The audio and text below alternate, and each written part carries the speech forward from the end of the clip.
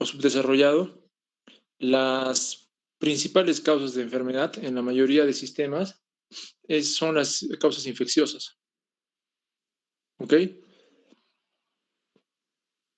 Entonces, dentro de las patologías infecciosas tenemos las infecciones bacterianas, las infecciones virales, las infecciones micóticas y las infecciones parasitarias. El acné, si bien es cierto, no se considera una infección bacteriana, sí tiene, porque además tiene otros factores. El agente bacteriano no es el único agente implicado. Eh, tiene tiene un agente desencadenante que es una bacteria, ¿no? Que es el Propionobacterium acnes. Es importante que conozcan en este caso las lesiones elementales más características de la enfermedad, los tipos de acné, la clasificación y finalmente tratamiento, porque sí es una patología que lo van a ver con bastante frecuencia. Y deben ya saber el manejo, por lo menos en atención primaria. Con respecto a rosácea, es también una patología frecuente, no tiene un agente infeccioso asociado, sino más bien la etiopatogenia es más que todo inflamatoria y también multifactorial.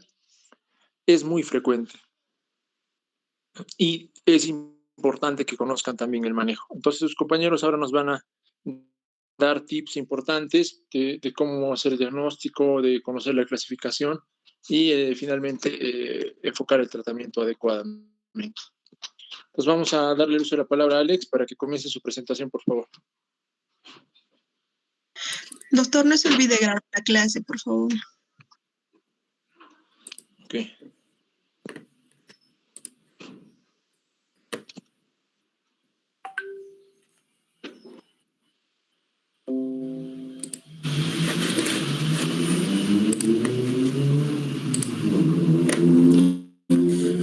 Bueno, doctor, buenas tardes, compañeros, muy buenas tardes. El día de hoy vamos a desarrollar el tema que viene a ser acné y rosácea.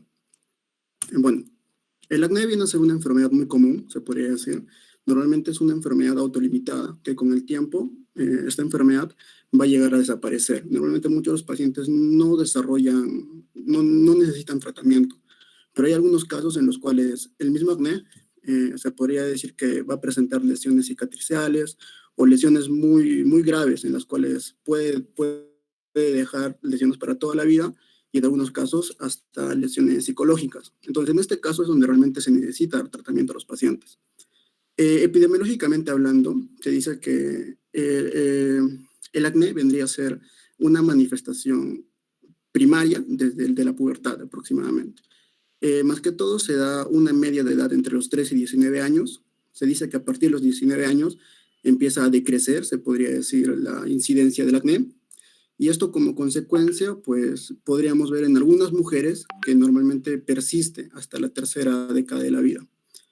Se dice que también el acné precede aproximadamente en un año a la menarca en las mujeres. El acné también es muy frecuente en pacientes de la raza blanca, más que todo el acné noduloquístico. En el nacimiento también presentamos acné debido a la estimulación folicular por las hormonas andrógenas, lo cual es un desencadenante fisiopatológico. Bueno, la patogenia o la etiopatogenia. En la patogenia podemos observar que el acné presenta 4 etapas básicas, las cuales son fundamentales para poder entender primero cómo funciona o cómo se lleva a cabo la patología y aparte cómo dar un adecuado tratamiento. Podemos observar que en este caso la patogenia, tenemos el primer paso que es la hiperproliferación epidérmica folicular, el exceso de sebo, inflamación y la actividad o la presencia del Propionobacterium acnes. Bueno, les voy a explicar en este esquema cómo es que se lleva a cabo todo. Tenemos la primera etapa, que es la hiperproliferación epidérmica folicular. Este normalmente es un folículo piloso, que podemos observar su morfología del folículo y de su glándula sebácea. A nivel del infundíbulo o de la porción superior del folículo piloso, podemos observar que se va a dar una hiperproliferación o una hiperqueratinización, lo cual va a producir que haya mucha mayor cantidad de queratinocitos a este nivel. Aparte de eso, también va a haber una unión entre ellas. La unión va a ser mucho más va a haber un estado de cohesión mayor. Entonces, como consecuencia, va a generar un tapón, al cual se le conoce como el ostium folicular. Este tapón se va a decir que va a ser el inicio del microcomedón o la formación del microcomedón. Toda esta etapa va a estar mediada por hormonas andrógenas, como vendría a ser la dihidrotestosterona. También va a estar mediada por la disminución del ácido acelaico y la actividad de la interleucina 1-alfa. Tenemos la segunda etapa, que es la producción de sebo. La producción de sebo, normalmente vamos a poder observar que va a estar también estimulada por la dihidrotestosterona. Esta dihidrotestosterona va a estimular a los sebocitos, aumentando su actividad y produciendo mayor cantidad de sebo. En el sebo vamos a poder observar la presencia de los triglicéridos. Entonces, estos triglicéridos van a ser hidrolizados por la Propionibacterium acnes, y la Propionibacterium acnes va a empezar a liberar ácidos grasos. Esta liberación de ácidos grasos a nivel de la glándula sebácea va a generar que haya mayor agregación y colonización de la Propionibacterium acnes, y en consecuencia hidroliza el triglicérido y aumenta la cantidad de bacterias a este nivel. Esa vendría a ser la producción excesiva de sebo. Y el tercero vendría a ser la inflamación. La inflamación va a estar mediada más que todo por una respuesta primaria y una respuesta aguda y una respuesta crónica. La respuesta aguda va a estar mediada por los linfocitos, específicamente el CD4 y el CD8. El CD4 va a ser perifolicular y el CD8 va a ser perivascular. Esto va a ser la respuesta temprana, aproximadamente a las 24 horas, y la respuesta tardía, la respuesta crónica va a ser por los polímorfonucleares. Entonces, ¿cuándo se va a dar la inflamación? Cuando normalmente va a haber una ruptura. Vamos a poder observar la ruptura de la pared folicular. Va a haber una ruptura de toda esta mezcla, que viene a ser la queratina, el sebo y las bacterias. Esta mezcla va a generar que la misma ruptura haga que todo este contenido entre en contacto con la dermis. Como conocemos, la dermis viene a ser una porción de la piel, la cual es altamente vascularizada, y como consecuencia va a haber una respuesta inflamatoria mucho mayor. Entonces acá lo que viene a ser la Propionibacterium acnes, en su pared va a tener un lipopolisacárido que va a generar una reacción inflamatoria. Este lipopolisacárido en su pared va a generar que el organismo genere anticuerpos contra el Propionibacterium acnes. Y aparte también el Propionibacterium acnes se va a unir a los monocitos y a los polimorfonucleares, generando una reacción, más que todo una reacción, se parece que va a generar una reacción en la cual va a haber liberación de citoquinas proinflamatorias. Entonces la inflamación se va a desencadenar por la ruptura y también por la presencia del Propionibacterium acnes, que va a empezar se podría decir, exacerbar mucho más la inflamación. Bueno, una vez entendido la etiopatogenia, vamos a hablar sobre las manifestaciones clínicas. En las manifestaciones clínicas se van a dividir en no inflamatorias e inflamatorias. Las no inflamatorias son conocidas como el comedón. El comedón viene a ser un comedón abierto y un comedón cerrado. ¿Cuáles son las diferencias? Pues que los comedones van a ser lesiones planas con una pequeña elevación. Pero cuando es un comedón cerrado, un comedón abierto es cuando es el conocido puntito negro o espinilla, lo cual conocemos. Este comedón, acá como observamos histológicamente hablando, acá observamos toda la mezcla que tenemos de queratina, de sebo, de bacterias, que van a estar en relación hacia la luz del rostro. Entonces, a este nivel se va a dar una coloración negruzca, una coloración negra de los lípidos y lo que viene a ser la queratina. Entonces, esto va a ser conocido como el comedón abierto, en el cual observamos los puntitos negros. Y el comedón cerrado va a ser una pápula pequeña, pálida, normalmente su mismo nombre dice que está cerrado, no hay presencia de los lípidos o queratina hacia la luz. Entonces, este tipo de lesiones van a ser así, como pequeñas pápulas, pequeñas papulitas, que van a ser de coloración pálida. Luego tenemos las pápulas y las pústulas. Las pápulas y las pústulas vendrían a ser ya lesiones inflamatorias, pápulas, pústulas y nódulos. Estas lesiones inflamatorias, vamos a poder ver histológicamente hablando, que ya va a haber una inclusión inflamatoria. Puede ser inflamación crónica o inflamación aguda, la cual le va a dar esta coloración rojiza a estas pápulas. Su característica va a ser de coloración rojiza en la mayoría de los casos. Y lo que tenemos, las pústulas. Las pústulas también van a ser ya concentraciones inflamatorias, pero ya con formación de pus en muchos casos. Luego tenemos los nódulos. Histológicamente hablando, acá tenemos el folículo pilosebáceo, en el cual ya observamos la presencia de este tapón grande. Y a este nivel ya hay una ruptura. Ya hay una ruptura de las paredes del folículo, generando en sí una inflamación de toda la dermis. La dermis va a estar inflamada y se va a generar ya, en este caso va a ser una inflamación mucho más grave. El cuerpo va a generar una reacción inflamatoria de tipo granulomatosa, generando que, o analizando que es como si fuera un cuerpo extraño. A este nivel podemos observar la presencia de los nódulos. Y bueno, ahora hablamos sobre la clasificación, que vamos a tener clasificación de acné leve a moderado. Normalmente el acné leve a moderado hay presencia de comedones, hay presencia de pápulas, hay presencia de pústulas. Lo característico del acné es que es una enfermedad polimórfica. Van a haber diferentes tipos de lesiones en un mismo rostro, en un mismo caso, se podría decir. No todo va a ser comedón, no todo va a ser pápula, sino vamos a tener diferentes tipos de lesiones en el rostro. Acá podemos hacer una lesión pustulosa, una lesión papular. En algunos casos van a haber comedones. En este caso ya podemos ver desescamación del rostro. A este nivel podemos observar los comedones abiertos, los mismos puntitos negros que se encuentran conglomerados. A este nivel podemos observar lo que vienen a ser pápulas que confluyen entre sí, generando una placa eritematosa a nivel del rostro. Bueno, la segunda clasificación viene a ser el acné nodular moderado a severo. El acné nodular, normalmente ya cuando hay presencia de nódulos, podemos ya denominar que viene a ser un acné moderado. En este tipo de casos, observamos ya presencia de nodulaciones, ya son pústulas mucho más, no son pápulas mucho más grandes, ya no tienen el tamaño de la pápula. En este tipo de casos, por ejemplo, podemos ver presencia de nódulos. En este caso ya se puede observar lo que vienen a ser una costra, cicatrizaciones y presencia de nódulos. A nivel del severo, ya tenemos que tener en cuenta que este tipo de acné va a ser mucho más grave. ¿Por qué? Porque los nódulos van a ser mucho más enormes en tamaño, mucho más grandes.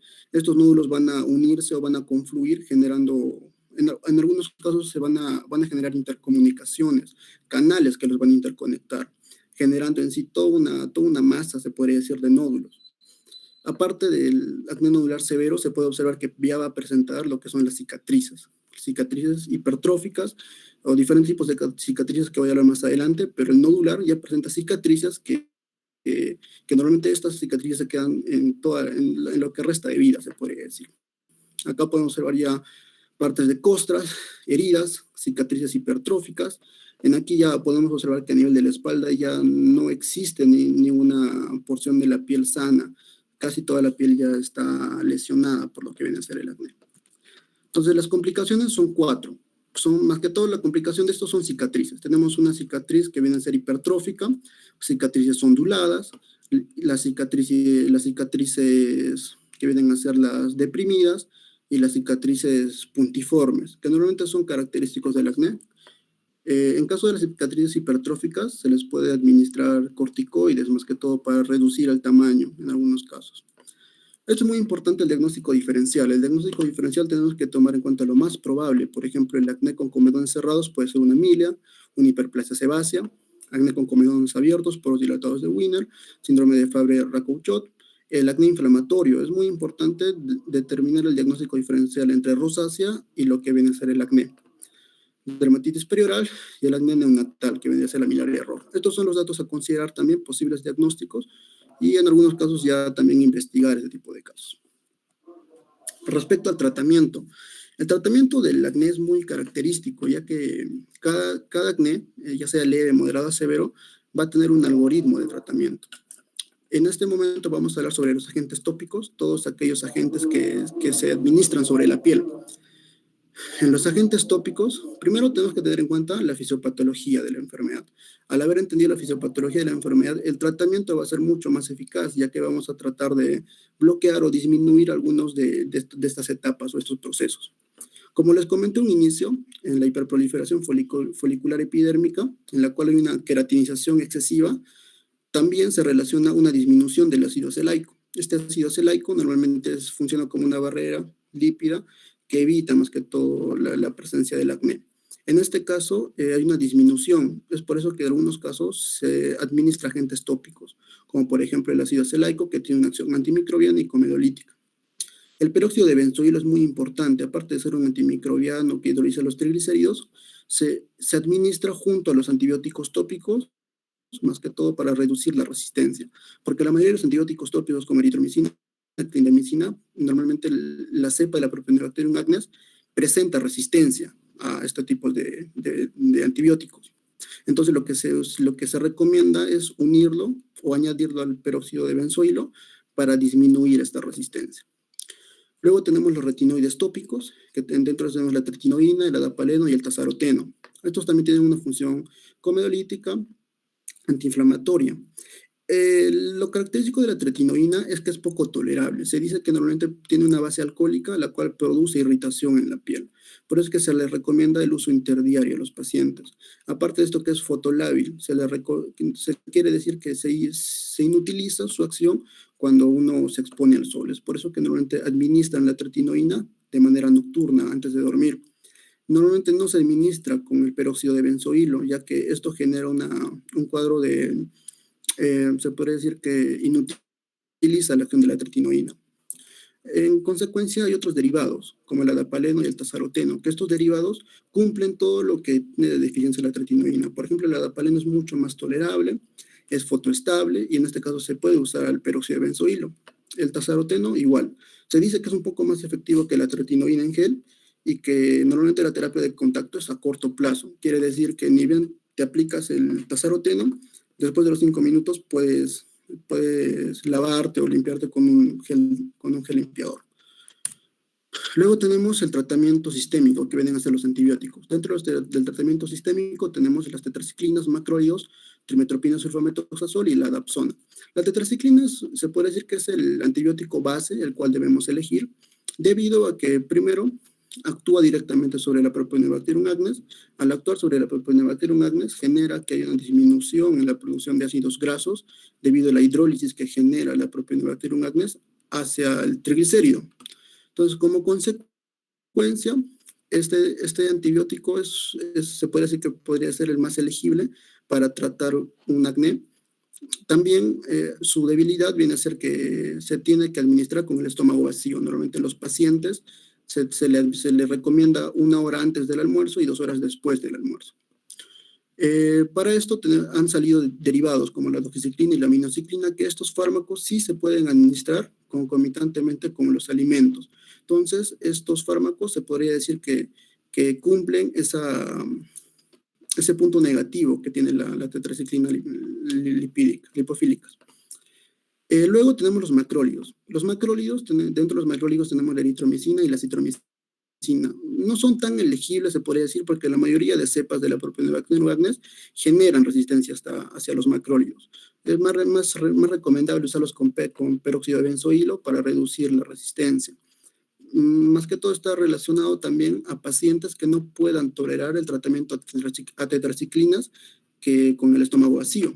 En caso de presentar resistencia, utilizamos la trimetopina con sulfametoxazol, que normalmente se usa en acné severo que no responde a un antibiótico. Igualmente podemos utilizar dapsona. La dapsona también se usa para el acné inflamatorio y en casos de resistencia. Cuando hablamos de resistencia a un fármaco, se habla de resistencia a un fármaco cuando no se observan mejorías ante un tratamiento efectivo. O sea, se podría decir un tratamiento que haya podido ser cumplido con las tetraciclinas o los macrólidos. Si no se encuentra respuesta a partir de las 6 semanas, podríamos estar hablando de una resistencia, y en este caso podríamos estar rotando de antibiótico. Bueno, ahora hablamos sobre el tratamiento hormonal. Como conocemos, uno de los desencadenantes o los desencadenantes de la fisiopatología es las hormonas andrógenas, más que todo la dihidrotestosterona. Entonces se recomienda el uso de anticonceptivos orales, más que todos los anticonceptivos que tengan estrógenos y progesterona, para reducir en gran cantidad lo que son los efectos secundarios. Luego tenemos los glucocorticoides. Los glucocorticoides actúan sobre la tercera etapa, que vendría a ser la inflamación. Normalmente se recomienda usar en periodos de tiempo limitado, periodos cortos, para evitar compromisos colaterales, como por ejemplo vendría a ser el acné por esteroides. Luego de esto tenemos también que normalmente los corticoides se usan unidos a la isotretinoína, que vamos a hablar más adelante. Es muy importante el uso de corticoides, más que todos en acné, que tienen exacerbación al inicio del tratamiento. Luego tenemos que el uso prolongado puede causar acné. Y bueno, tenemos acá que la prednisona normalmente se utiliza entre dosis a 40 a 60 miligramos día. También se utilizan los corticoides para reducir más que todo las lesiones, como por ejemplo puede ser administrado intralesionalmente o también a nivel de las cicatrices hipertróficas. Se inyecta el corticoide para reducir el tamaño. Luego tenemos el tratamiento, la isotretinoína. La isotretinoína es un fármaco muy importante, ya que al no recibir ninguna respuesta favorable al tratamiento antibiótico, al ver que hay resistencia al antibiótico, podemos usar isotretinoína. Normalmente la mayoría de los casos presentan remisión por completo a este fármaco. Entonces, está recomendado más que todo para acné grave, resistente al tratamiento, para acné nodular severo, acné severo con globati fulminante. Normalmente en los pacientes que ya no haya respuesta, en los cuales ya empieza a haber lesiones de cicatrices hipertróficas, haya problemas psicológicos en los cuales el paciente ya se sienta mal, lo recomendable es usar la isotretinoína. Normalmente es un fármaco que responde muy bien a los casos de acné, más que todos los casos de acné resistentes y acné severos. Entonces, su mecanismo de acción viene a ser inhibir la función o la actividad de las glándulas sebáceas. Así como también es un fármaco muy importante, también tiene muchos efectos colaterales, los cuales tenemos que analizar muy bien. Por ejemplo, al momento de inhibir lo que vendría a ser las glándulas sebáceas, se va a reducir la producción de sebo o la producción de grasa a nivel de las glándulas sebáceas, y como consecuencia, como sabemos, a nivel del rostro, a nivel de la piel, las capas lipídicas son muy importantes para evitar la deshidratación. Entonces, la mayoría de los pacientes que pierden esta capacidad de retener el agua empiezan a deshidratarse por la piel. Entonces, empieza a haber resequedades, sequedades en piel y mucosas, son las más frecuentes, las conocidas queilitis, normalmente a nivel de los pliegues del labio. Oftalmológicos igual, tenemos la xeroftalmia, el conocido como el ojo seco. Otro característico es el pseudotumor cerebral. Normalmente el pseudotumor cerebral es una pseudo hipertensión endocraniana, en la cual su tríada vendría a ser dolor de cabeza, náuseas, en algunos casos visión borrosa. En este caso está relacionado a la isotretinoína, pero cuando se administra junto a tetraciclinas, esta relación aumenta. Las tetraciclinas vendrían a agravar mucho más la aparición de este efecto colateral. Entonces no se puede administrar tetraciclinas junto a la isotretinoína para evitar este efecto colateral. Las hepatitis agudas son muy importantes, es por eso que se recomienda tener un perfil hepático basal y más que todo pedirle los exámenes a medida que recibe el tratamiento y observar las transaminasas. Las mialgias también son muy características, ya que hay muchos pacientes que empiezan a tener casos de rhabdomiólisis. Entonces se pide una creatinfosfoquinasa para poder determinar si hay presencia de ruptura muscular. Es muy teratógeno, eso es muy característico. Se recomienda que el paciente, o bueno, que la paciente empiece a utilizar un tratamiento de anticonceptivo oral un mes antes de recibir el tratamiento con isotretinoína. Se recomienda usar lo que vienen a ser, puede ser anticonceptivos orales y también un método de barrera, como vendría a ser un preservativo con espermicidas.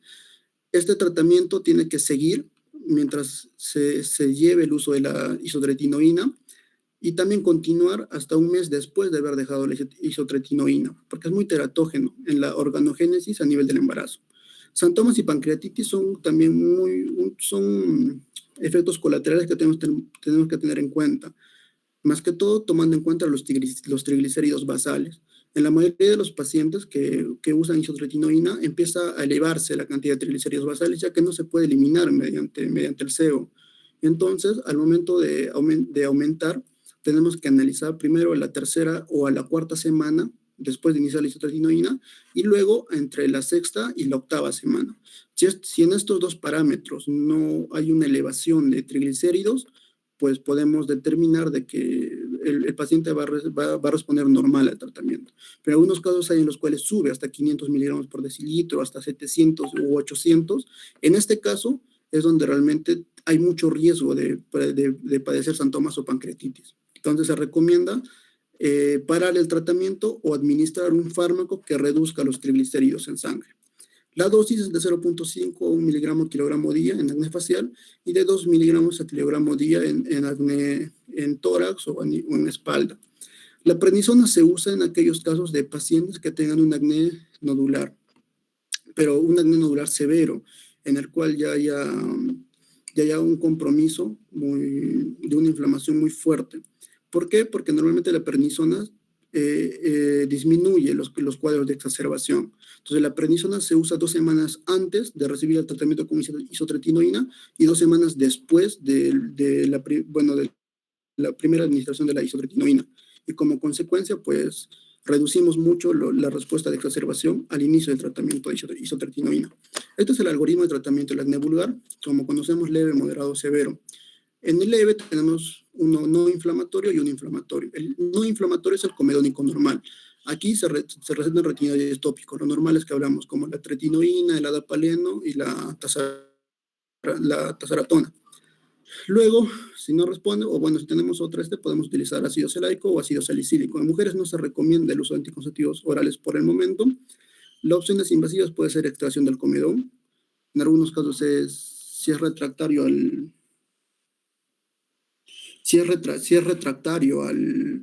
tratamiento, se recomienda controlar la adhesión al tratamiento.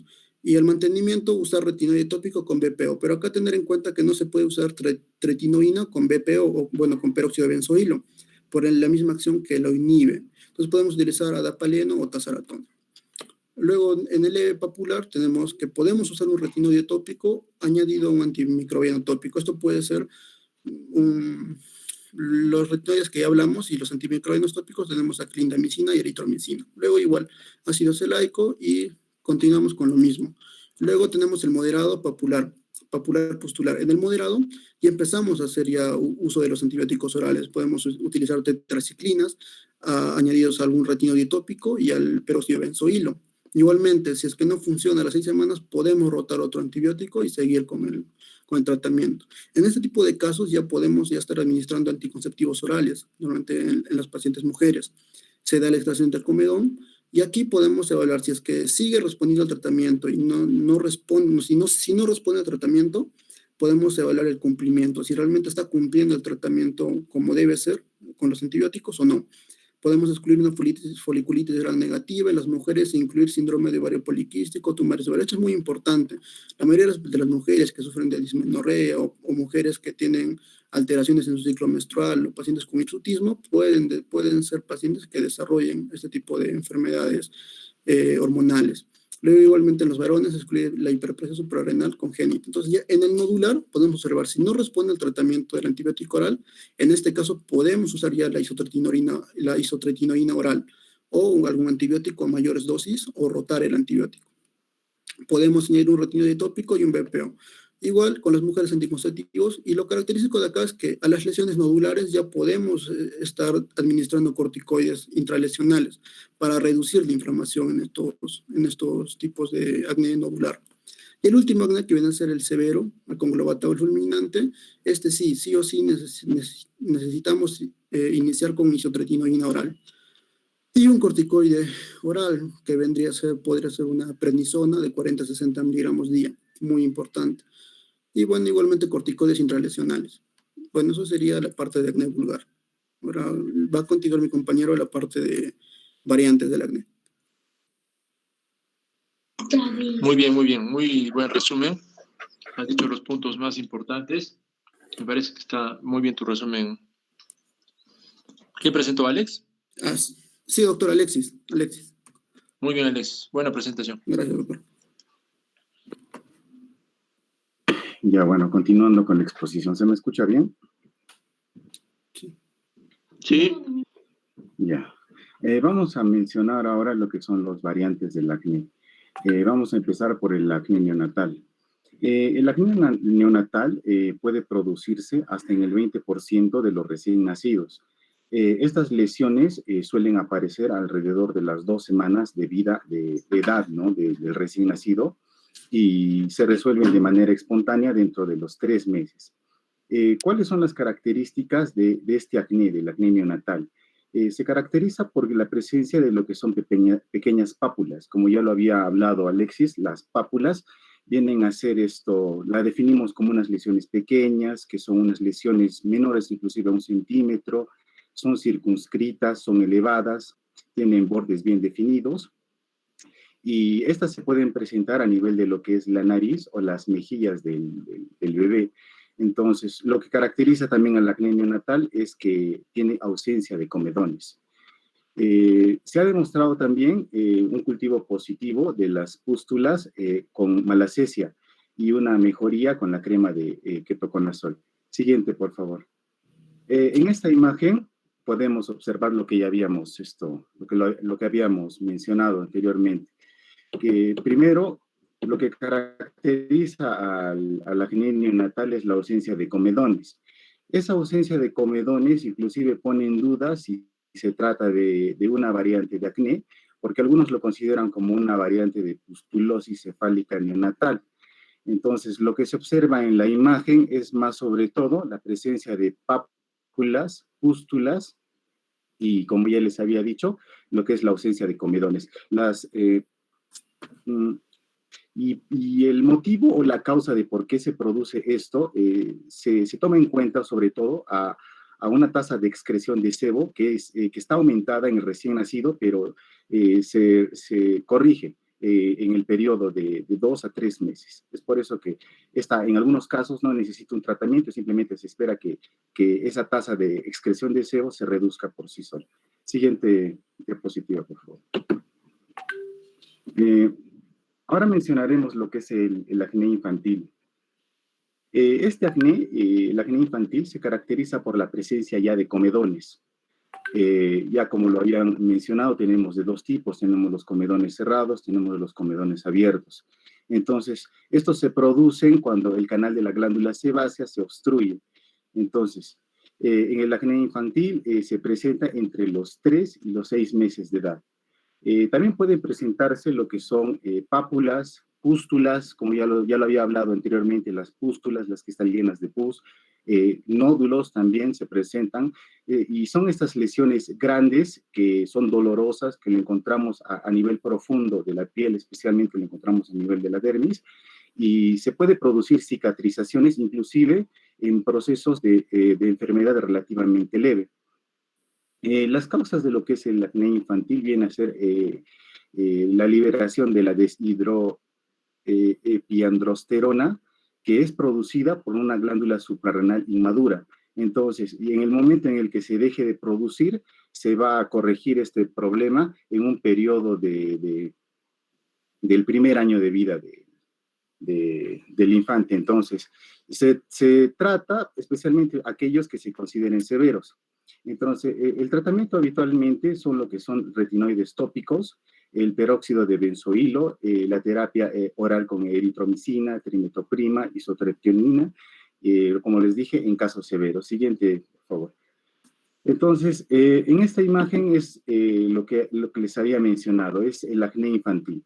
La característica de este acné es la presencia de comedones. Como se puede ver, los comedones son comedones cerrados en este caso, también tenemos comedones abiertos. Otra característica es la edad, ya que estos se presentan a partir de los 3 meses de edad, entre los 3 y los 6 meses. Y bueno, siguiente imagen, por favor. Ya. Ahora mencionaremos lo que es el acné conglobata. Este se considera como una forma severa del acné nodular, del acné que se produce en la parte profunda de la piel, el acné que duele, el acné que inclusive el nombre conglobata significa como una forma de masa redondeada o pelota. Entonces, este tipo de acné es un acné doloroso. Estos nódulos son lesiones grandes, están dentro de la dermis, y es muy frecuente en varones entre los 13 y los 19 años, pero también se presenta en el sexo femenino.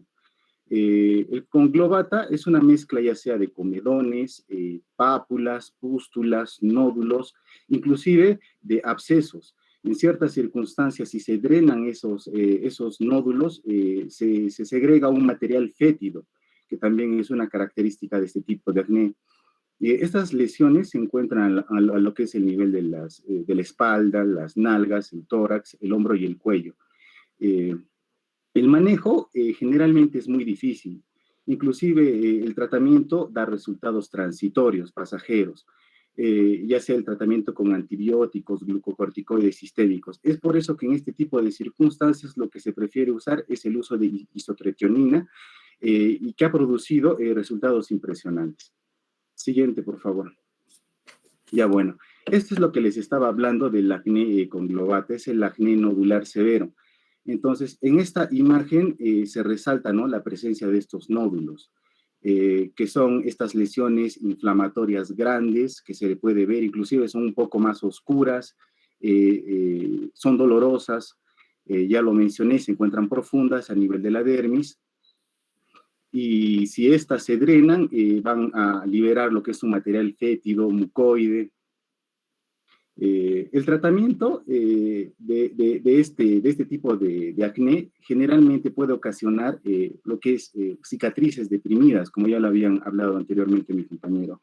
Entonces, ese es un problema en este tipo de acné, ya que es un acné severo. Entonces, generalmente aparecen lo que son esas cicatrices deprimidas posterior al tratamiento. Siguiente, por favor. Ya, bueno. Este viene a ser el acné fulminante. La característica del acné fulminante, a diferencia de los otros, viene a ser la presencia de síntomas sistémicos, o sea, la presencia de fiebre. Esta viene a ser la forma más grave del acné nodular, también conocido como el acné ulcerativo febril agudo. El acné fulminante lo caracteriza lo que es la aparición súbita de placas masivas, friables.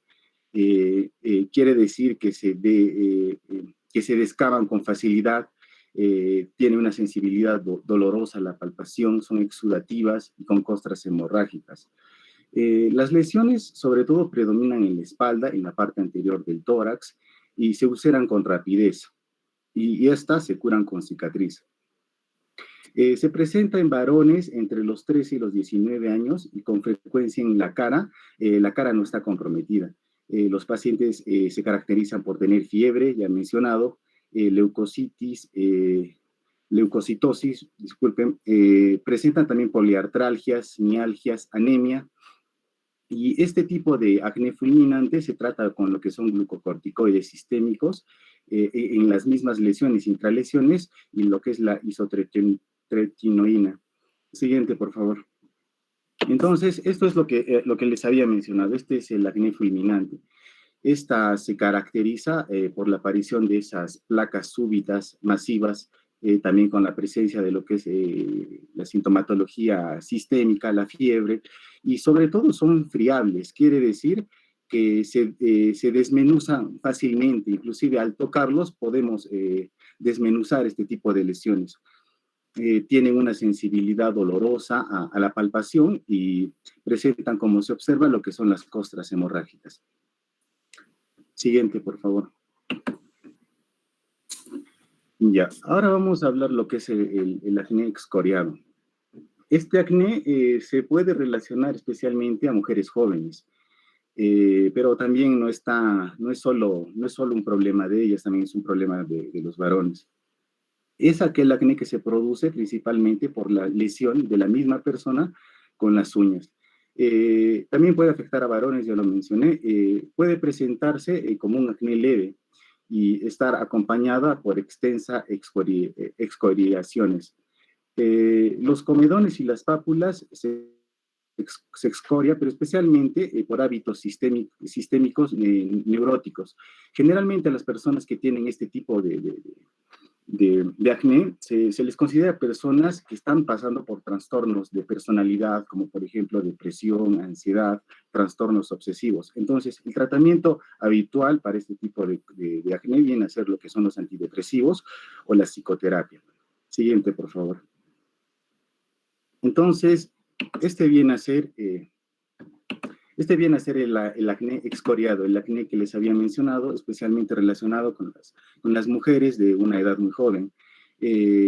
Generalmente es leve, y en este caso, por ejemplo, en el de la imagen, se puede ver el uso de lo que es la fluoxetina como un inhibidor selectivo de la recaptación de serotonina, un tratamiento más que todo psiquiátrico, relacionado con problemas en mujeres que tienen problemas ya sea de ansiedad, problemas problemas relacionados con la personalidad o son obsesivos compulsivos. Siguiente, por favor. Ya. Ahora les hablaré sobre lo que es el acné asociado a anormalidades endocrinas. Ya. Se debe resaltar primero que la mayoría de la parte de los casos de acné vulgar ya mencionados se producen en pacientes sin trastornos endocrinos, pero existe una cierta población cuyo acné ya sea es impulsado o es empeorado por anormalidades endocrinas. Es una consideración que se tiene que tener siempre en cuenta al investigar este tipo de circunstancias. Por lo tanto, es importante investigar esas anormalidades, siempre tener en cuenta. Entonces, el más característico viene a ser el síndrome del ovario poliquístico. Este afecta a un 3 a un 6% de la población. Los pacientes con un síndrome de ovario poliquístico frecuentemente no ovulan, tienen múltiples quistes en los ovarios y frecuentemente tienen menstruaciones irregulares. Es la característica de este tipo de mujeres. También presentan lo que es obesidad, alopecia androgénica, hirsutismo, también es importante verlo, un signo, y acné sobre todo, ¿no? Y también la consideración de una persona con síndrome de ovario poliquístico viene a ser que este tipo de personas tienen un riesgo de desarrollar lo que es diabetes mellitus y también lo que es un carcinoma de endometrio. Siguiente, por favor. Entonces, ahora vamos a pasar a lo que son las erupciones acneiformes. Vamos a empezar por lo que son la foliculitis por esteroides. Estas se presentan luego de la administración de glucocorticoides sistémicos o corticotrofina. Pueden aparecer foliculitis, ¿no? El tiempo en el que se presenta es en promedio de 2 semanas y de haber iniciado el tratamiento con corticoides sistémicos. Las lesiones son similares, pueden continuar a la aplicación prolongada de glucocorticoides tópicos en la cara. Entonces, una contraindicación que se debe también resaltar es el uso de glucocorticoides tópicos en la cara que no se usa para el tratamiento del acné. Y a diferencia del acné vulgar, por su distribución y es por sus tipos de lesiones. Ya que lo vamos a ver, es una distribución más focal y lo que son la presencia del acné son de pequeño tamaño y vamos a verlo. Siguiente imagen, por favor. Ya. En este tipo de lesiones lo diferenciamos del acné vulgar, ya lo había mencionado, por su distribución focal y el tipo de lesión, ¿no? Estas lesiones están todas en las mismas etapas de desarrollo, son pequeñas, son pústulas, son pápulas rojas, y el tratamiento consiste en este tipo de condiciones, en interrumpir lo que es los corticoides, ¿no? Esos corticoides sistémicos que tal vez por otro motivo esté tomando el paciente, pero hayan aparecido este tipo de acné. Entonces, el tratamiento es interrumpir los corticoides sistémicos. Siguiente, por favor. Entonces, ahora hablaremos sobre lo que son el acné producido por fármacos. Además de los glucocorticoides, encontramos otros compuestos que producen lo que es este acné. Por ejemplo, los compuestos halogenados, que contienen bromuros o ioduros, o se encuentran en remedios del asma y el resfrío. Los encontramos en los sedantes, en las algas marinas, inclusive también los encontramos en esas tabletas dietéticas de moda que usan algunas personas. Mencionar también la presencia de los ioduros, que a diferencia de los anteriores,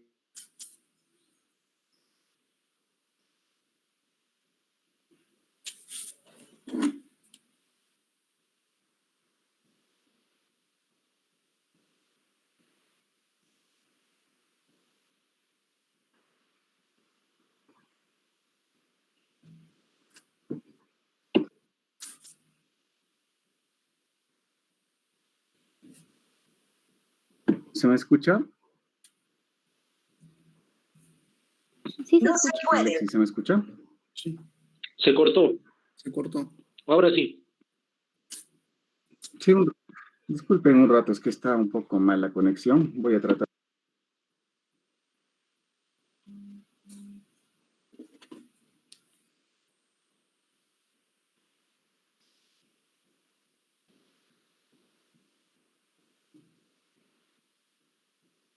¿Me podrían decir en qué parte me quedé? Iniciando la diapositiva que se está presentando. Ya, gracias. Entonces, el acné producido por fármacos. Además de estos glucocorticoides que ya les había mencionado, encontramos también lo que son los compuestos halogenados. Estos compuestos contienen lo que son bromuros o ioduros y se encuentran en los remedios, especialmente del tratamiento del asma, el tratamiento de los resfríos, en algunos casos en sedantes, en algas marinas. Inclusive se han encontrado estos compuestos en lo que son las tabletas dietéticas de moda, especialmente lo que usan algunas personas para tratar de bajar de peso de manera rápida. Entonces, lo que caracteriza a los ioduros es que la inflamación es marcada cuando es a causa de esto.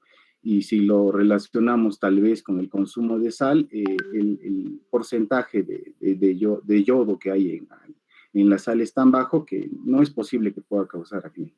En el cuadro podemos ver también algunos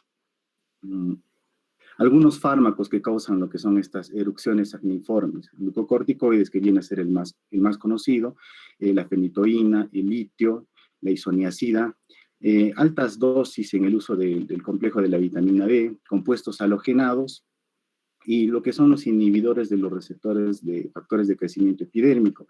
Este último es un tratamiento usado en el cáncer de pulmón no microcítico. Siguiente, por favor. Ya. El acné ocupacional. El acné ocupacional es causado por compuestos industriales.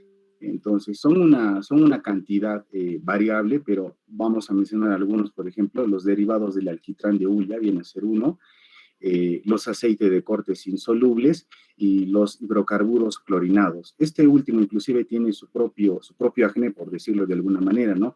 Se le denomina el cloracné, porque es un acné característico, especialmente en personas que están expuestos, ya sea a la fabricación o trabajen con lo que son los hidrocarburos clorinados. Entonces, ¿dónde los encontramos estos hidrocarburos clorinados? Especialmente en fungicidas, en insecticidas y en preservantes de madera. Entonces, es común ver este tipo de acné ocupacional en personas que tienen este contacto, ¿no?, con lo que es los hidrocarburos clorinados.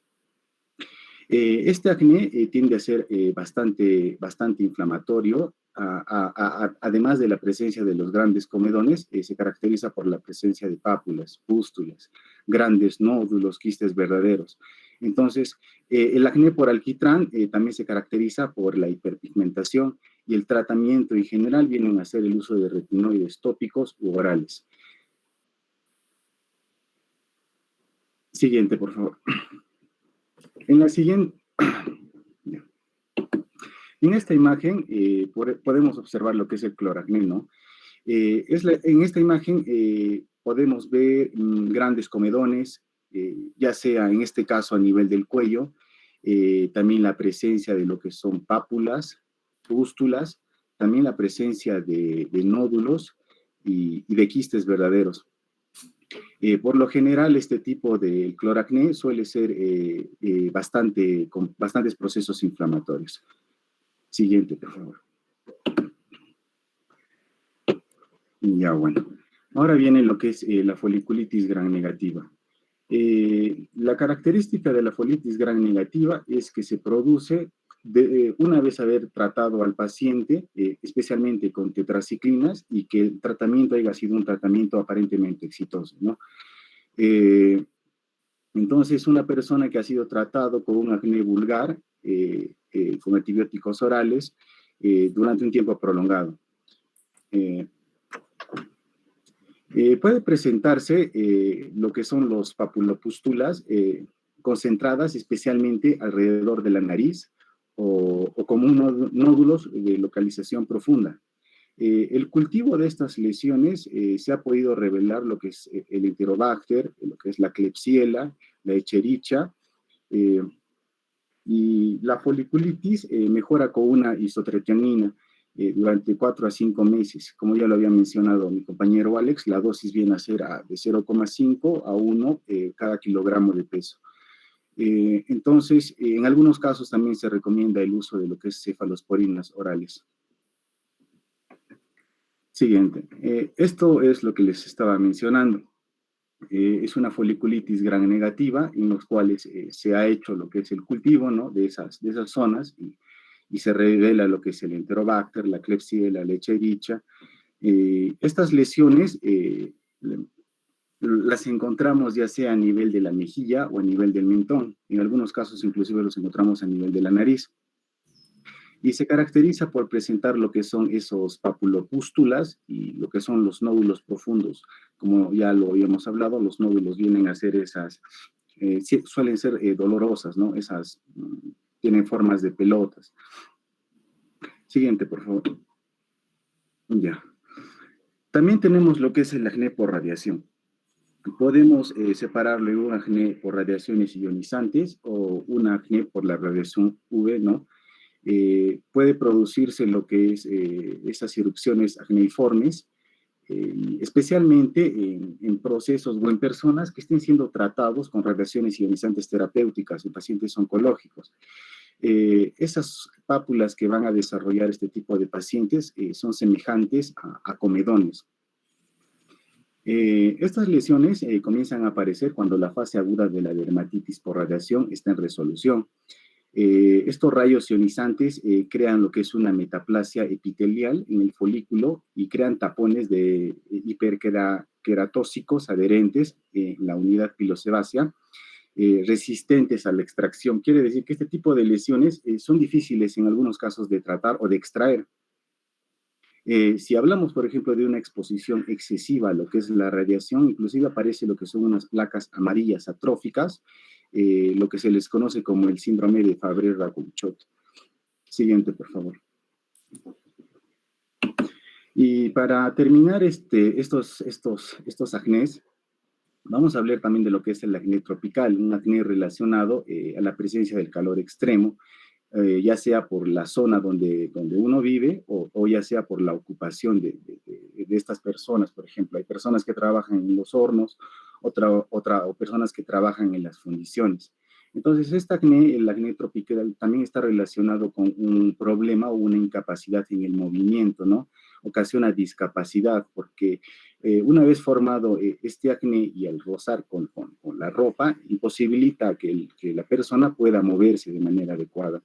Se presenta en lo que son el tronco, las nalgas, muestran muchos nódulos profundos que son grandes, inflamatorios, y tiene una relación o un parecido con lo que ya lo habíamos hablado anteriormente, con ese acné nodular, el conglobata.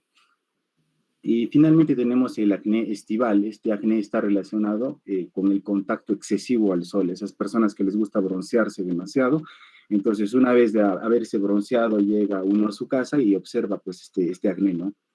Es el acné por exposición a sol y también se le conoce como el acné de Mallorca. Se presenta sobre todo en los hombros, en los brazos, en la nuca, en el tórax, y lo que se muestra es una destrucción folicular focal, infiltración de neutrófilos. Siguiente, por favor.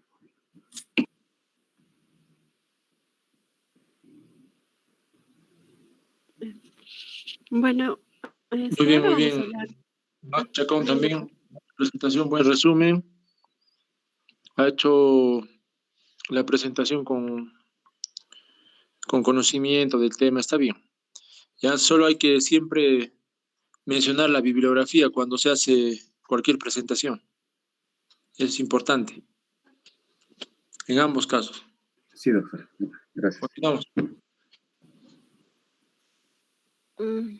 Bueno, ahora vamos a tocar la rosácea. Como sabemos, la rosácea está definida, ¿no?, como una enfermedad inflamatoria crónica de la piel.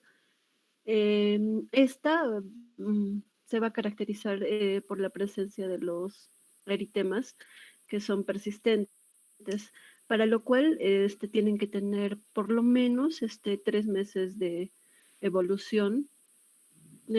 También tienen un predominio centrofacial.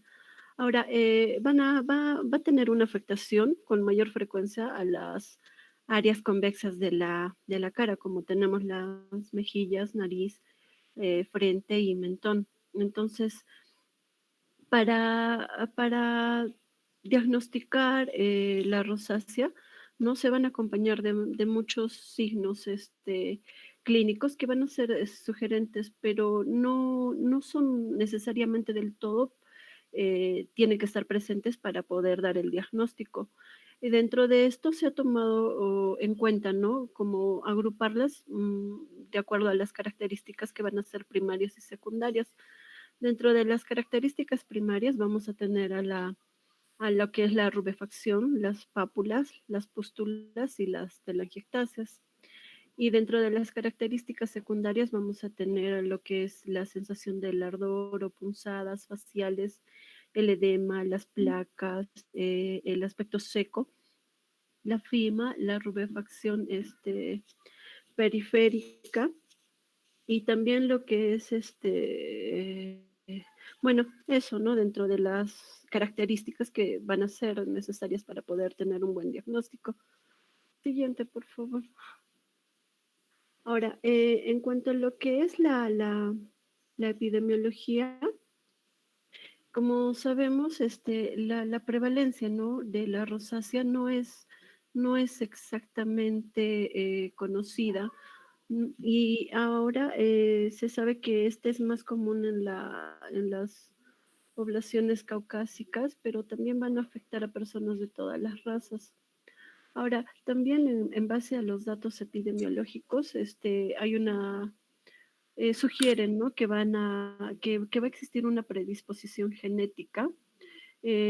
También se observa en mujeres como en hombres, pero los hombres son los que van a desarrollar con mayor frecuencia los cambios fimatosos o los cuadros más severos.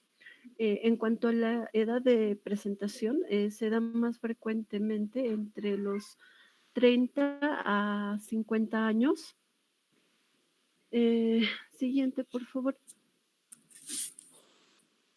Ahora, en cuanto a la etiopatogenia, actualmente la etiopatogenia, ¿no? Se desconoce. Muchos autores coinciden, ¿no? en que se trata de una patología inflamatoria, como ya se sabe, y bueno, existen muchas teorías las cuales tratan de explicar lo que es la diversidad de los signos, de los síntomas, entre los cuales vamos a tener a lo que son las anormalidades vasculares. Como sabemos, lo que va a ser la zona facial es la que se ve afectada con mayor frecuencia. Entonces, esto lo explican que es debido a un mayor flujo sanguíneo, ¿no? en el rostro, haciendo una comparación con otras partes del cuerpo. Entonces, y también porque la vasculatura facial es más superficial. Entonces, por lo tanto, también está compuesta pues, por vasos que son más grandes y más numerosos. Entonces, por ahí es que la explicación la dan, ¿no? De esa forma que en los pacientes que sufren de esta patología va a existir un desbalance, una desregulación en lo que son los mecanismos que van a ser normales de la termorregulación. Entonces, por esto es que las personas van a presentar el flushing o lo que es el eritema.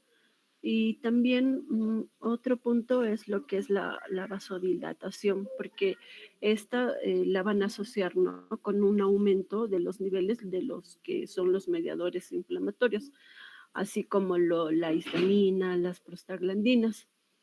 Y también lo atribuyen a lo que van a ser las especies que son reactivas del oxígeno y las proteasas liberadas por los neutrófilos. Por lo tanto, entonces, toda esta alteración va a producir lo que es un daño en el tejido conectivo. Otro punto que se toca para poder explicar la etiopatogenia es la degeneración de la matriz dérmica. Entonces, para esto se basan en estudios histológicos en la cual se ha observado, ¿no? Lo que va a ser una presencia de un daño, lo que es a nivel del endotelio, y también va a haber una degeneración de la matriz en la piel de los pacientes. Entonces, por esto se dice que va a haber un daño que es a nivel primario vascular y también se va a dar en la matriz extracelular. También se atribuye a lo que cuando va a haber una alteración de lo que es la homeostasis vascular, por lo tanto se va a observar, ¿no? Lo que van a ser los vasos dilatados y también van a estar tortuosos. Entonces, debido a esto, no va a haber una adecuada eliminación de lo que van a ser las proteínas plasmáticas, los mediadores inflamatorios.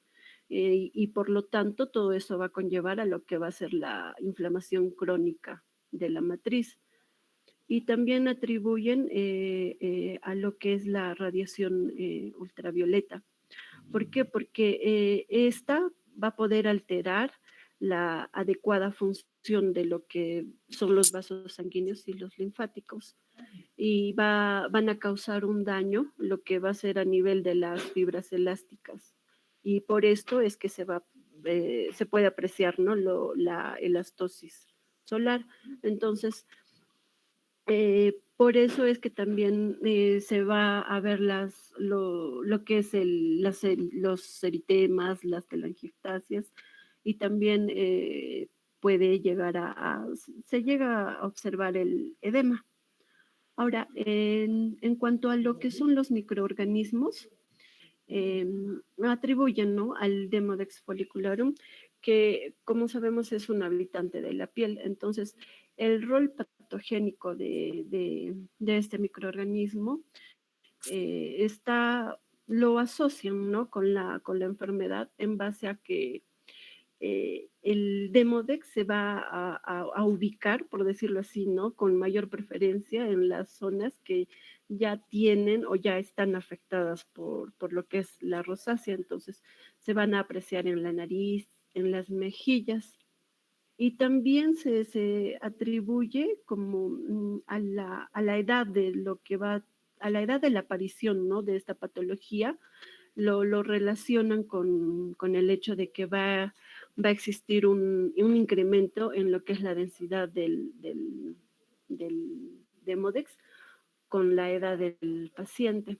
Pero también no solo lo atribuyen a él. Ahora es un poco controversial todavía y también lo atribuyen a lo que es al Helicobacter pylori, porque es una infección, ¿no?, como sabemos, común, y el papel que va a jugar ya también el Helicobacter junto o con la atribución de la rosácea, van a concluir en lo que ya también el Helicobacter pylori va a ser encontrado, ¿no? Justamente lo relacionan con los pacientes que padecen esta patología, porque los tratamientos que son dirigidos justamente a erradicar a este microorganismo puede influir positivamente, de manera positiva, en el pronóstico de la rosácea.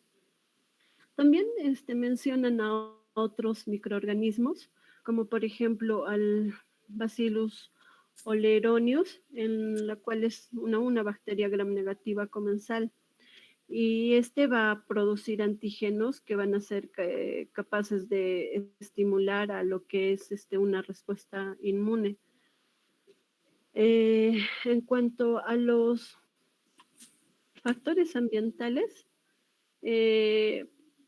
lo asocian, ¿no?, o lo relacionan a lo que los factores van a jugar un papel importante como desencadenantes o factores que van a exacerbar los episodios del eritema y del flushing en los pacientes que presentan esta patología.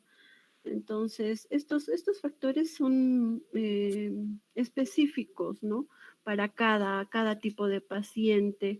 No son tan comunes para todos, no podemos relacionar o incluir para qué va a ser para todos los pacientes. Y dentro de estos vamos a tener, ¿no?, lo que va a ser la exposición a la luz solar, temperaturas muy altas, muy calientes o muy frías, el viento, las duchas calientes, y prolongadas, también el consumo de bebidas calientes, alcohol, alimentos condimentados y picantes, también se atribuyen a la mantequilla, al consumo de mantequilla, quesos maduros, chocolates, embutidos, exceso de palta. Y el otro punto es lo que sería el rol que va a jugar la inmunidad innata. Eh, Últimamente está viendo, ¿no? una evidencia que llega a sugerir que la rosácea puede estar asociada con una exacerbación de lo que va a ser la respuesta inmune innata. Entonces, esto lo atribuyen a la liberación de los péptidos antimicrobianos que se llaman catalicidinas. Entonces, las catalicidinas son, ¿no? O pertenecen a una familia de lo que son los péptidos multifuncionales y estos actúan como efectores de la respuesta inmune innata. Entonces, estas catalicidinas actúan, ¿no? Como en defensa de la piel y van a modificar lo que es la respuesta inflamatoria. Entonces, se ha observado también que en los pacientes que presentan esta patología muestran unos niveles que son 10 veces más elevados de catalicidinas en la piel y también de proteasas que activan, ¿no? a estos péptidos y por eso es que estos juegan un rol importante en el desarrollo de la enfermedad. Siguiente, por favor. En cuanto a la clasificación y a los subtipos, bueno, antiguamente no, la rosácea estaba clasificada en etapas que dentro de estas estaba incluida la llamaban diátesis rosácea. Entonces, esta estaba características, en esta la característica era solo la presencia de los episodios, ¿no? Del enrojecimiento y del rubor.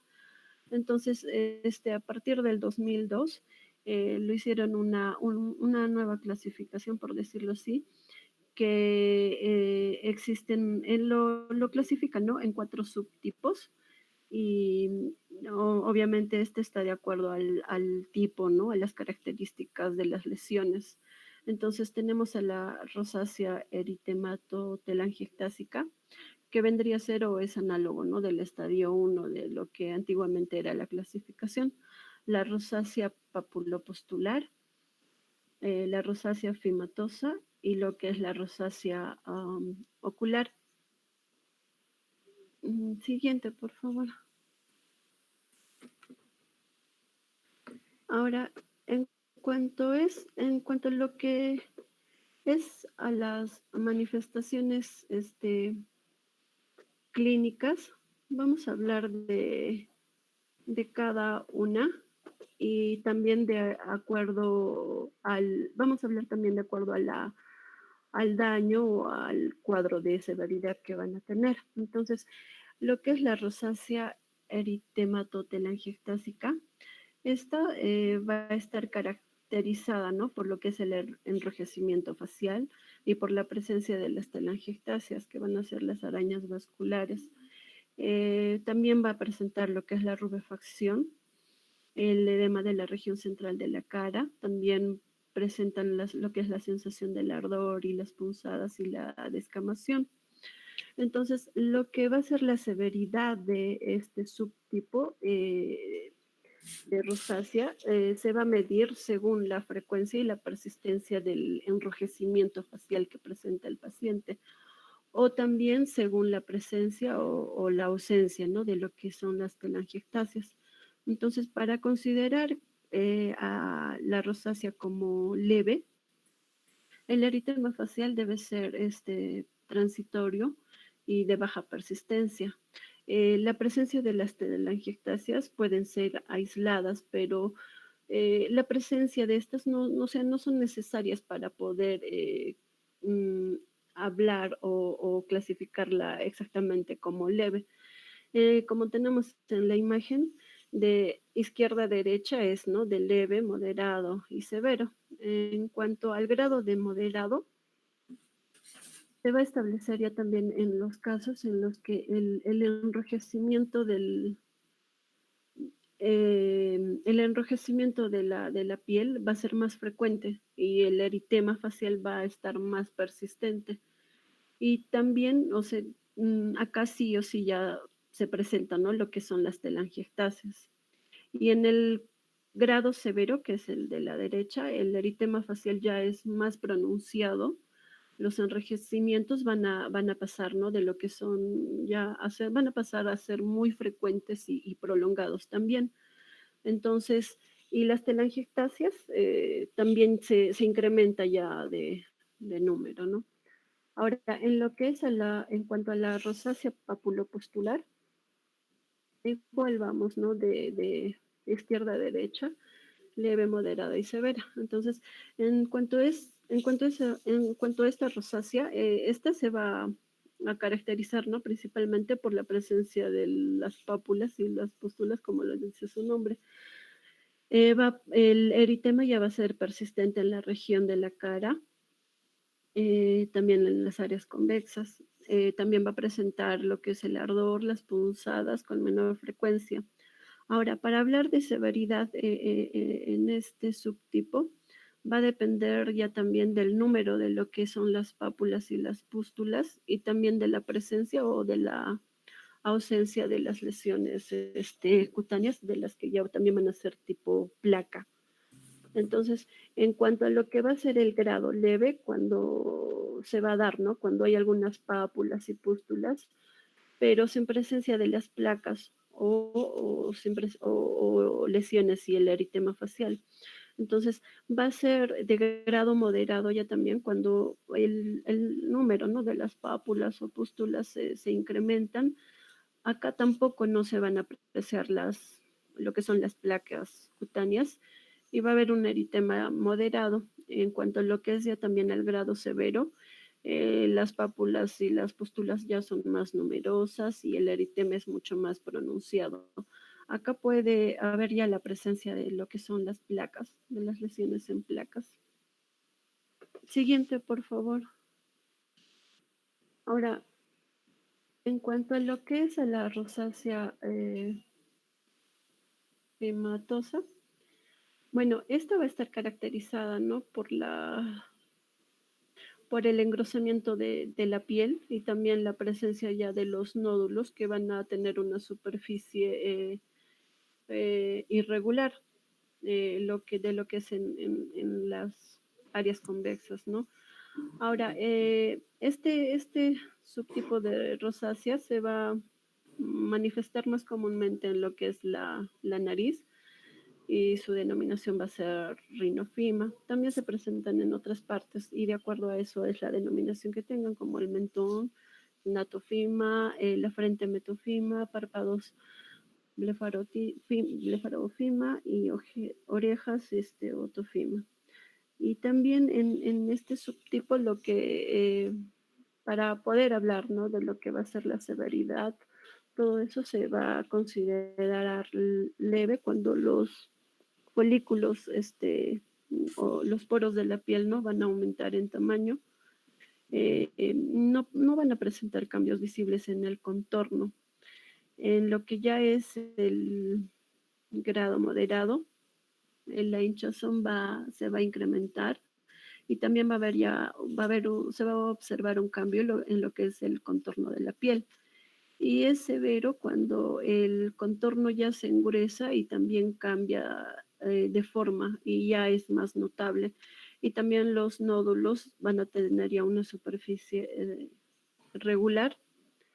Ahora, en lo que viene a ser la rosácea ocular, la rosácea ocular, ¿no? Se puede manifestar con el enrojecimiento, la sequedad, el picor en los ojos, también la inflamación, presencia de costras en los párpados. También se puede afectar la visión, puede presentar una visión borrosa.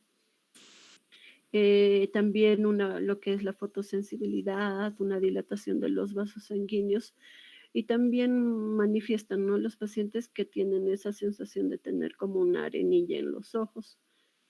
Ahora, en cuanto a lo que va a ser los grados, ¿no? Se va a considerar como leve cuando los signos o los síntomas van a afectar al margen del ojo y a las glándulas del meibomio. El grado moderado, cuando ya también el interior cuando está dañado o alterado, ¿no? El interior del párpado, la superficie del ojo o la secreción de los fluidos se van a ver involucrados. Y vamos a hablar ya de severo cuando la lesión va a ser corneal y puede haber también una pérdida de la visión. Ahora, también se dice, ¿no? Que no, la gravedad de la rosácea ocular no va a coincidir necesariamente con lo que es la gravedad de la rosácea cutánea. Entonces, también se puede apreciar blefaritis, conjuntivitis, iritis, escleritis, hipopión y queratitis. Siguiente, por favor. Ahora, en cuanto a lo que es la histopatología, ya se llega a hacer un análisis histológico cuando pues se sospecha, ¿no? O cuando la distribución facial que se va a apreciar va a ser atípica o se va a sospechar de un granuloma.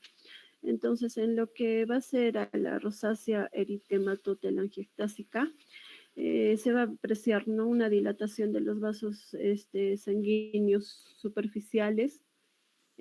También se va a poder apreciar una inflamación, lo que es linfohistiocítica perivascular, pero es de bajo grado.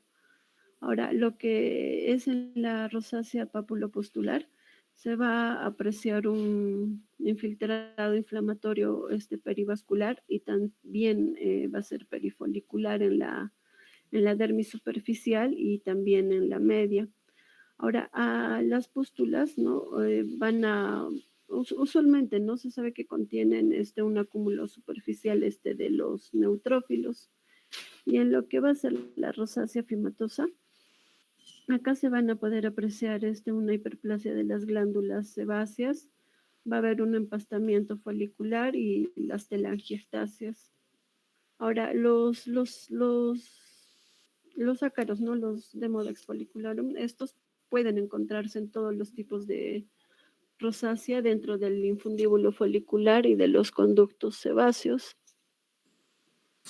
Siguiente, por favor. Ahora, para hacer el diagnóstico de lo que es la rosácea, se tiene que tener la presencia de uno de mayor o igual a una de las siguientes características. Entonces, tenemos, ¿no? De las características primarias y secundarias, lo que son el flushing, el eritema no transitorio, las pápulas, las pústulas y las telangiectasias. Y sumado a esto también se puede incluir, ¿no?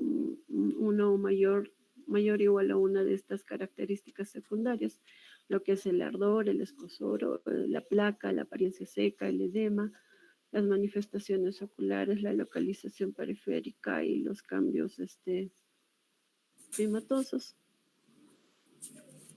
Siguiente, por favor. Ahora, lo que el diagnóstico diferencial, el diagnóstico, para hacer un diagnóstico diferencial, se tiene que hacer, ¿no? Por ejemplo, de la rosácea papulopustular, es importante no hacer las diferencias con lo que va a ser el acné vulgar, pero, por ejemplo, en la rosácea lo que no hay son los comedones, también con una dermatitis periorificial, la rosácea también inducida que va a ser por esteroides. Ahora, en cuanto a lo que es la rosácea eritematotelangiectásica, esta es importante que la podamos distinguir lo que va a ser de un daño actínico crónico. Esto, por ejemplo, en personas, ¿no? de piel blanca, también de la dermatitis seborreica, del lupus cutáneo y de la queratosis pilaris rubra. Ahora, y lo que va a ser, por ejemplo, el diagnóstico diferencial de la blefaritis, de la rosácea ocular, se tiene que incluir aquí lo que va a ser la dermatitis seborreica y la dermatitis de contacto alérgica. Ahora, también cabe destacar, ¿no?, que se tiene que hacer el diagnóstico diferencial con enfermedades sistémicas como por ejemplo policitemia vera, enfermedades del tipo del tejido conectivo, el síndrome carcinoide, mastocitosis, también de causas neurológicas de flushing, como medicamentos que van a inducir al flushing, ¿no? Como los vasodilatadores, los bloqueadores de los canales de calcio, la morfina, el tamoxifeno, corticoides sistémicos, ciclosporina, amiodarona. Y como lo dije, ¿no? También patologías cutáneas como el acné vulgar. Siguiente, por favor. Ahora, lo que en cuanto al tratamiento, como sabemos, ¿no? La rosácea, el tratamiento que se va a seguir, ¿no? Es para poder tratarla y controlarla, porque para esto existen, ¿no? Diferentes modalidades de tratamiento que son dirigidos obviamente al manejo de los signos y de los síntomas. Entonces, los objetivos terapéuticos que se van a tomar o tener en cuenta va a ser, ¿no? Aliviar los síntomas, prevenir, ¿no? O retrasar la aparición de las formas más severas y también facilitar la remisión y también evitar las recaídas. Para esto, se toman como medidas generales. Hay tipos, ¿no? Diferentes tipos de tratamiento. Dentro de ellas, uno, vamos a hablar lo que son las medidas generales. Dentro de lo que son las medidas generales, esto va a consistir, ¿no? En una educación o en instruir de forma minuciosa al paciente de acuerdo o acuerdo pues a lo que es la patología que padece, que es crónica. Entonces, también es importante, ¿no? Recalcar de lo que van a ser las exacerbaciones, las prácticas generales que tiene que tener la persona con el cuidado de la piel, la fotoprotección, también modificar los factores que exacerban o van a ser precipitantes para presentar los cuadros. Entonces, dentro de esto, lo que cabe resaltar es, ¿no?, que tiene que tener un cuidado de la piel. Entonces, los pacientes tienen que ser informados, por ejemplo, sobre productos, qué tipo de productos de uso facial pueden usar y los que deben evitar, también productos de limpieza que pueden utilizar, porque dentro de los productos de limpieza, por ejemplo, ¿no?, los que van a tener como componentes al alcohol o a la acetona, obviamente estos van a causar irritación en los pacientes. Es por eso que se les tiene que instruir teniendo mucho cuidado o indicándoles que ya pueden dejar de usar muchos productos, así como por ejemplo agentes exfoliantes. Eh, También es importante, ¿no?, mencionarles sobre la fotoprotección, o sea, la protección diaria que van a tener que usar contra los rayos ultravioleta A, B, y esta medida, ¿no?, de protección o de cuidado va a ser fundamental en el paciente, así también como el uso de sombreros, no exponerse al sol a mediodía, también evitar factores desencadenantes, ¿no?, como las comidas, bebidas calientes y lo que ya mencionamos antes. Siguiente, por favor. Ahora, en cuanto a lo que va a ser los tratamientos tópicos, se sabe, ¿no?, que muchos medicamentos tópicos se están utilizando para el manejo de pacientes que presenten esta patología, pero por ahora lo que se sabe es que 3 medicamentos han sido aprobados para usarlos en estos pacientes. Y en estos 3 medicamentos, ¿no? Se trata para poder manejar lo que son las pápulas, las pústulas y el eritema. Entonces, ¿por qué? Porque estos también pueden, ¿no? Irritar lo que va a ser la piel del rostro en una etapa aguda. Y dentro de estos 3 medicamentos tenemos al metronidazol, al ácido acelaico, la sulfacetamida sódica. Ahora, también existen otros tratamientos tópicos como la clindamicina, la eritromicina, la tretinoína, el peróxido del benzoilo, en el cual también hay diferentes tipos de presentación y también los inhibidores de la calcineurina. Ahora, el metronidazol, ¿no? Como se sabe, es utilizado en este tratamiento. Acá se usa para combatir, por decirlo así, ¿no? Las pápulas, las pústulas y en menor medida ya el eritema en estos pacientes. Lo que no va a haber o no va a producir va a ser cambios en lo que respecta a las telangiectasias.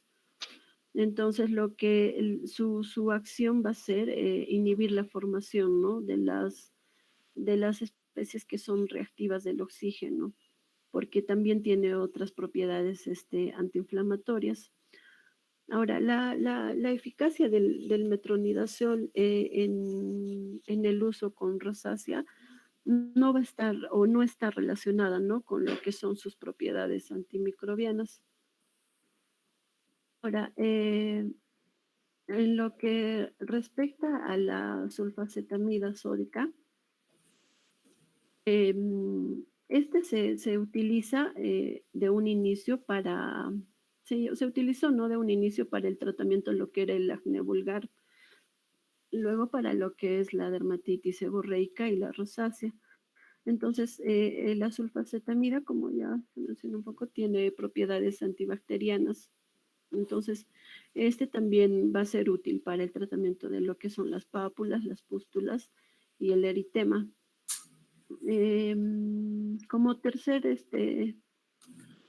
tratamiento, tenemos a lo que son los sistémicos. Dentro de estos vamos a tener a lo que son las tetraciclinas.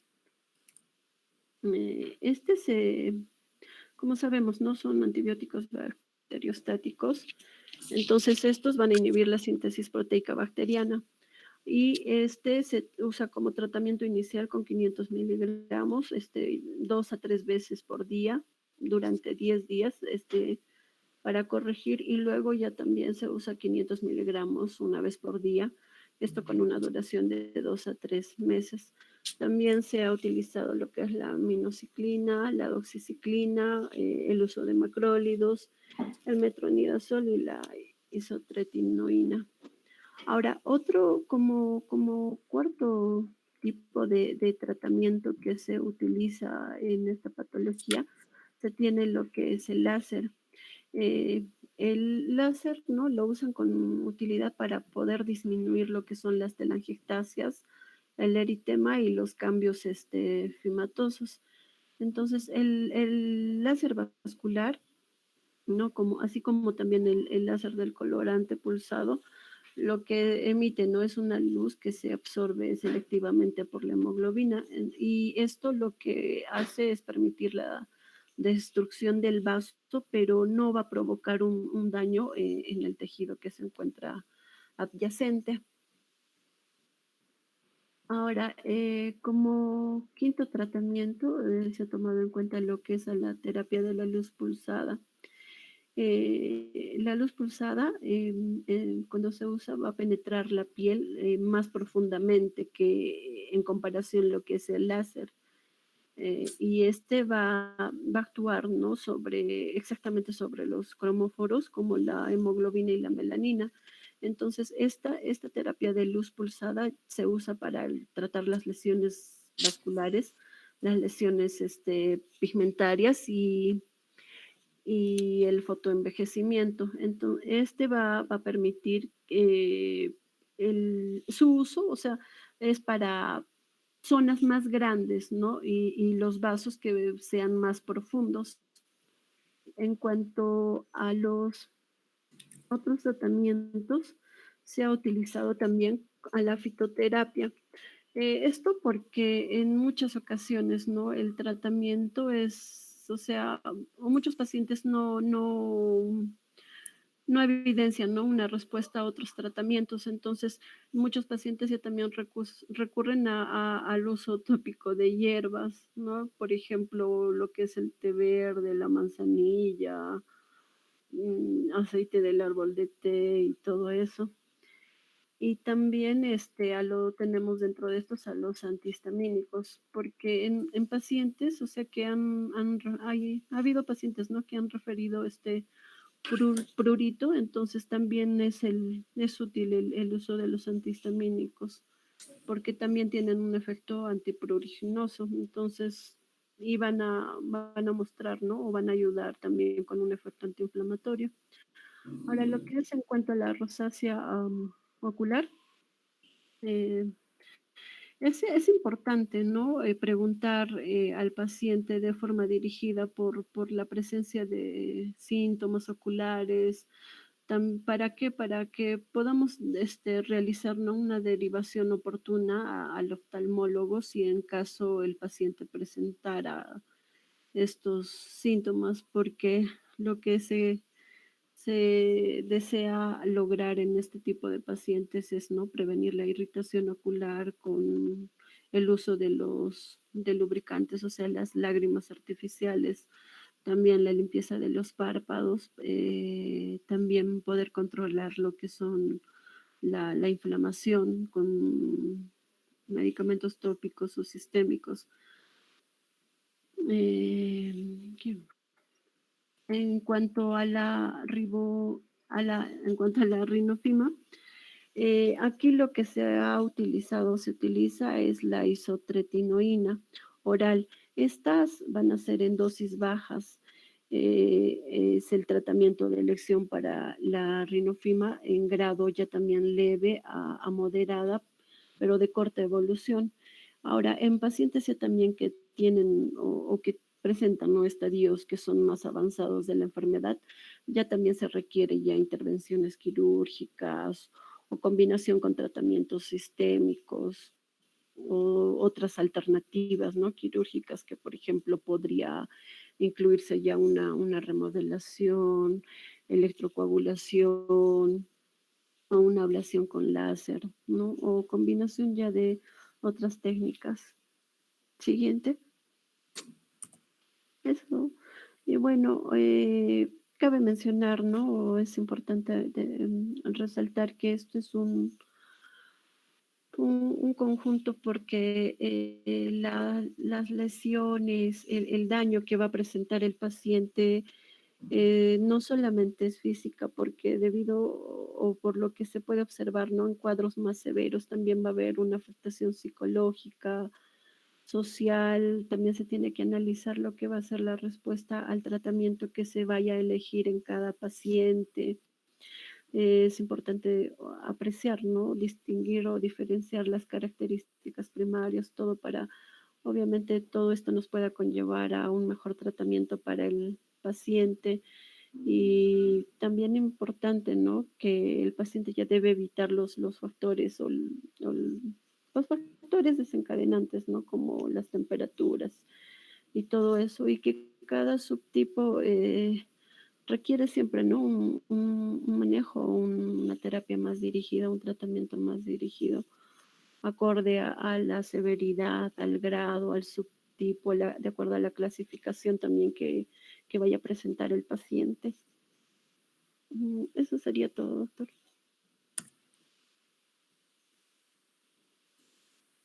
Bueno, la bibliografía. Muy bien, muy bien. Bueno, la rosácea sí es una patología bastante frecuente, ¿no? Los pacientes que acuden por rosácea vienen con un componente psicológico bastante importante. Son pacientes que tienen mucha ansiedad, mucho estrés, por las lesiones que le crean una apariencia bastante incómoda y además porque producen síntomas que son bastante molestosos también, ¿no? El prurito, el ardor, la sensación de calor en la cara es bastante incómodo para el paciente, y el paciente en general llega bastante ansioso. El tratamiento que has mencionado es el que se usa de manera estándar, el uso de tetraciclinas por vía oral. Se usa también mucho el metronidazol por vía tópica. También se usa la ivermectina, también se usa por vía tópica. Es ahorita el tratamiento de primera línea en Estados Unidos, el ácido acelaico, pero en realidad el ácido acelaico es muy irritante. Láser para las lesiones telangiectásicas, el láser de colorante pulsado es para las lesiones telangiectásicas, y el láser de CO2 fraccionado es para las lesiones fimatosas, ¿no? Para una ablación. Muy bien, chicos. Entonces, nos quedamos aquí. Mañana vamos el siguiente lunes continuamos con la siguiente clase. Y continuamos con el grupo de rotación. ¿Coordinamos para más tarde o para mañana? Muy bien. Chicos, voy a llamar la lista, por favor, no salgan.